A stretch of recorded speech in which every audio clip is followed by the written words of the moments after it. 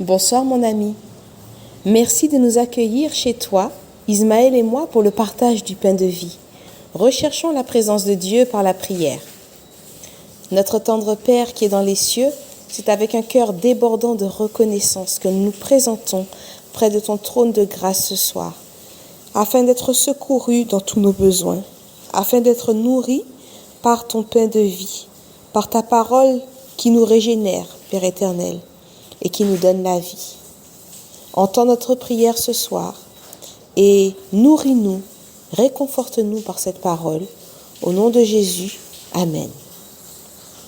Le texte de ce soir se trouve dans le livre d'Esther, au chapitre 4, les versets 10 à 17.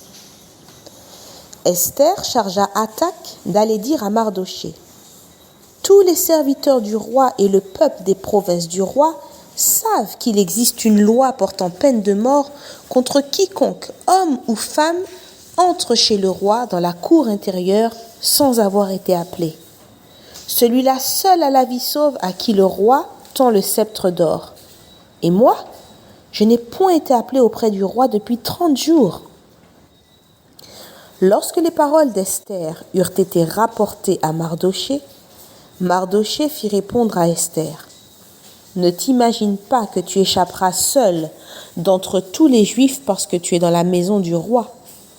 Car si tu te tais maintenant, le secours et la délivrance surgiront d'autre part pour les Juifs, et toi et la maison de ton père vous périrez.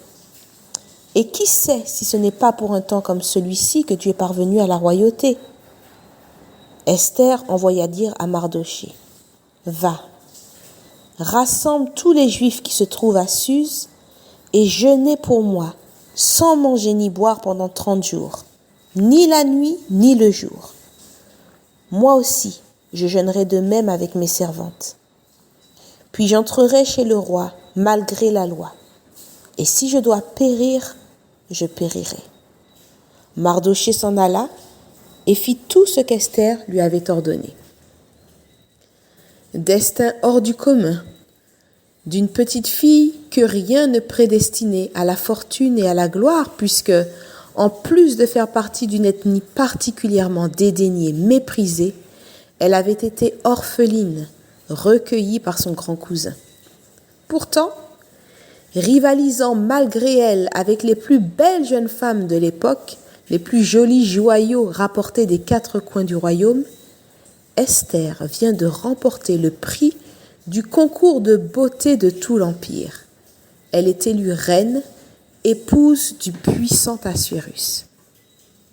Cependant, après une période calme de faste et de prestige, le danger qui menace son peuple aujourd'hui semble venir renverser toutes les faveurs qu'elle a reçues.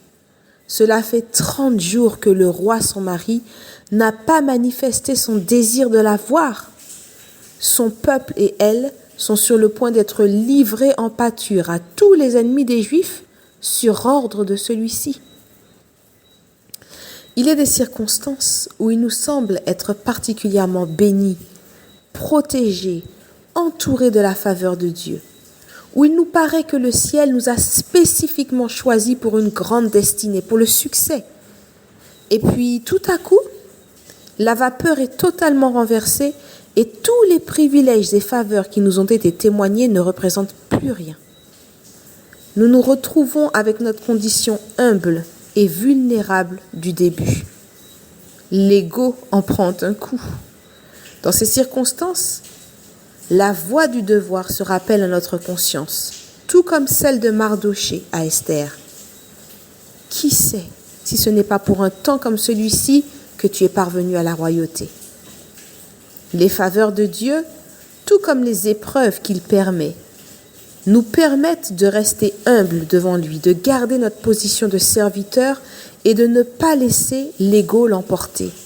Chaque situation est une occasion bénie de prendre position pour ce qui est juste, ce qui est vrai, pour accomplir la bonne œuvre à laquelle il nous avait prédestinés.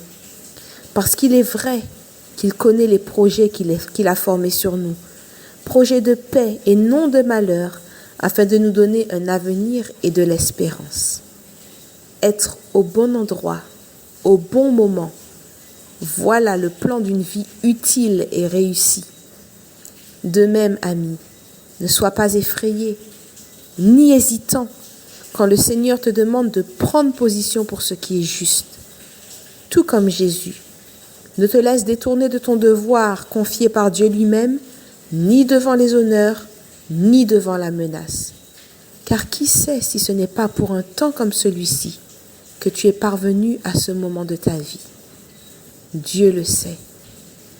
Dans ce chant que nous t'interpréterons ce soir, qui a pour titre « La bonté de Dieu », le Seigneur te rappelle que sa fidélité ne t'abandonnera jamais dans toutes les circonstances de ta vie.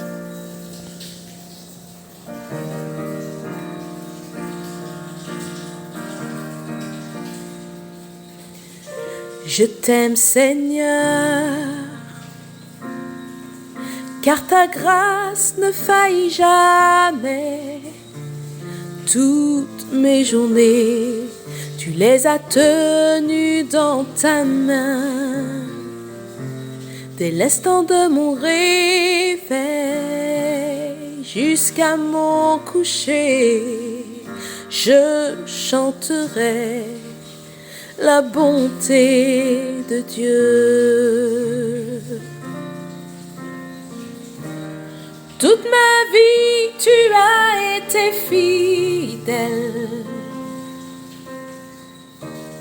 Toute ma vie, tu as été si bon.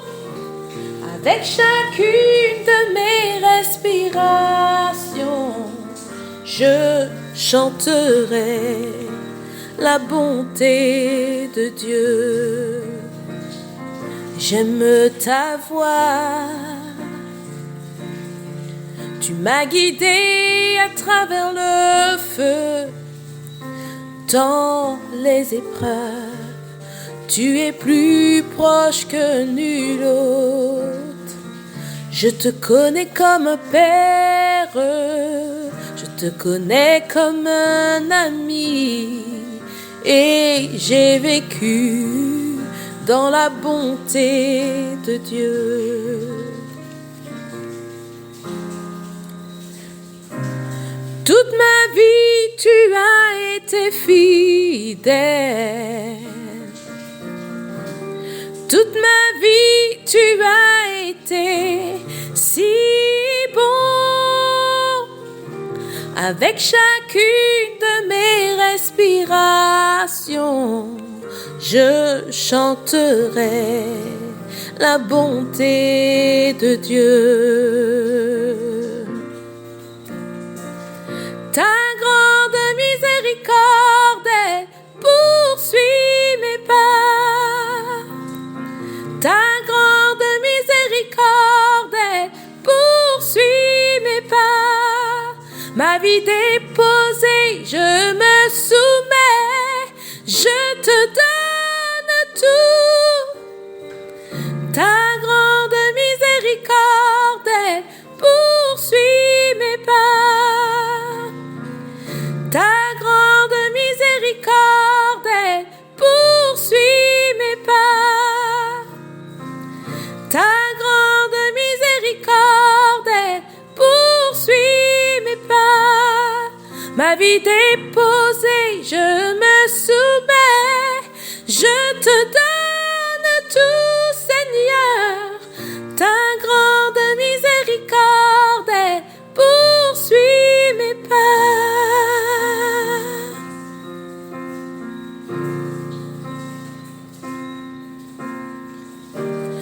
Toute ma vie, tu as été fidèle. Oh oui, c'est vrai. Toute ma vie, tu as été si bon. Avec chacune de mes respirations, je chanterai la bonté de Dieu. Je chanterai la bonté de Dieu.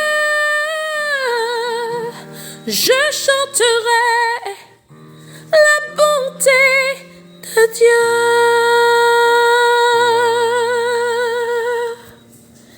Que Dieu te garde, cher ami. Bonne soirée.